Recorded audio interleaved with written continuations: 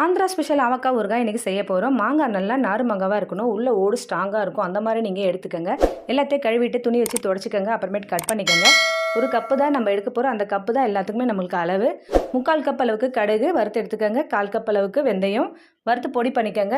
அதே கப்பில் 2 கப் அளவுக்கு நல்லெண்ணெய் எடுத்துக்கோங்க. லேசாக சூடான போதும் ஸ்டவ் ஆஃப் பண்ணிவிட்டு பாதி எண்ணெயை மட்டும் ஒரு பவுலுக்கு மாற்றிக்கோங்க. 1 ஸ்பூன் அளவுக்கு மஞ்சத்தூள் போட்டு நல்லா கலந்துட்டு நறுக்கி வச்சுருக்க மாங்காய் துண்டுகளை போட்டு நல்லா கலக்கி எடுத்து வச்சுக்கோங்க. அதே கப்பில் 1 கப்பு மிளகாய்த்தூள், 3/4 கப் அளவுக்கு உப்பு, கடுகுத்தூள், வெந்தயத்தூளை நம்ம சேர்த்துட்டு நல்லா கைவிடாமல் நல்லா கலந்து கொடுத்துக்கலாம். மசாலா நல்லா எல்லாத்துக்குமே மாங்காயில் நல்லா ஒட்டி இருக்கணும். அதுக்கப்புறமா கலந்து வச்சுருக்க மஞ்சத்தூள் எண்ணெயும் கடாயில் இருக்க எண்ணெயும் போட்டு நல்லா கலந்து விட்டுக்கோங்க. முழு பூண்டு நான் 3 உரிச்சு எடுத்துருக்கேன், அதையும் சேர்த்து நல்லா கலந்து விட்டுக்கோங்க. ஒரு பெரிய பாக்ஸில் போட்டு அப்படியே ஒன் டே விட்டுருங்க. மறுநாள் எடுத்து பார்த்தீங்கன்னா எண்ணெய்லாம் நல்லா மேலே வரும்.